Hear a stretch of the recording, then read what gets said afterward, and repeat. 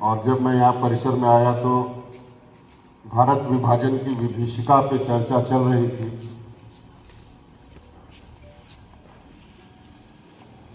फिर ये नौबत ना आए, फिर विभाजन ना हो, फिर देश गुलाम ना हो।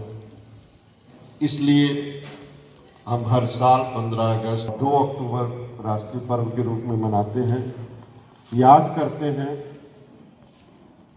कि किस मुश्किल से, किस तूफान से ये कश्ती निकाल के हमारे पूर्वज हमारे हाथों में सौंप के गए हैं। उस कश्ती को महफूज रखना ये हम सबकी जिम्मेदारी है। और आप इस देश के भविष्य हो, विकसित राष्ट्र की तस्वीर हो। आपके जिस उम्र में आप हो, ये उम्र का सबसे महत्वपूर्ण पड़ाव होता है।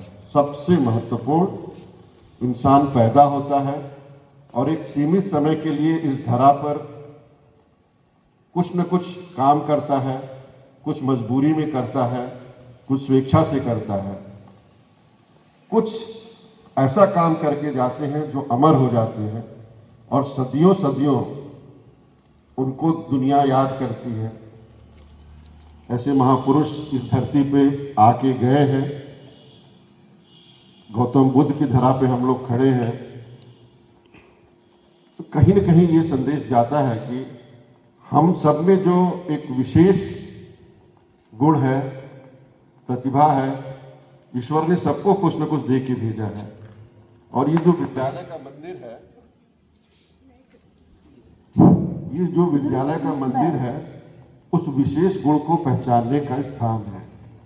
अगर आप उस स्कूल में, इस मंदिर में अपने को नहीं पहचान सके तो बाहर की जो भीड़ है उसमें आप खो जाओगे। और बाहर सिर्फ और सिर्फ रेलम पेल है, वहाँ कोई आपको संभलने का मौका नहीं देगा। छाती पे पैर रख के लोग आगे बढ़ जाएंगे।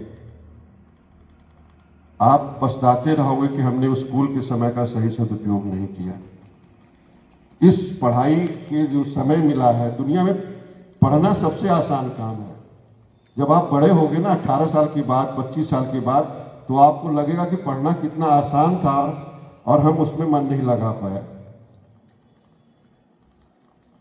जो आपको इस समय दायित्व मिला है बच्चों, अगर आप उसको ईमानदारी से निभाते हो तो राष्ट्रभक्ति के लिए बॉर्डर पे जाके सिर्फ सेना ही नहीं, अगर राष्ट्रभक्त हैं और कहीं न कहीं विकसित भारत में अपना योगदान कर रहे हैं, आपका विद्यार्थी जीवन है, आप इसको 100% पूरी ईमानदारी से जिए।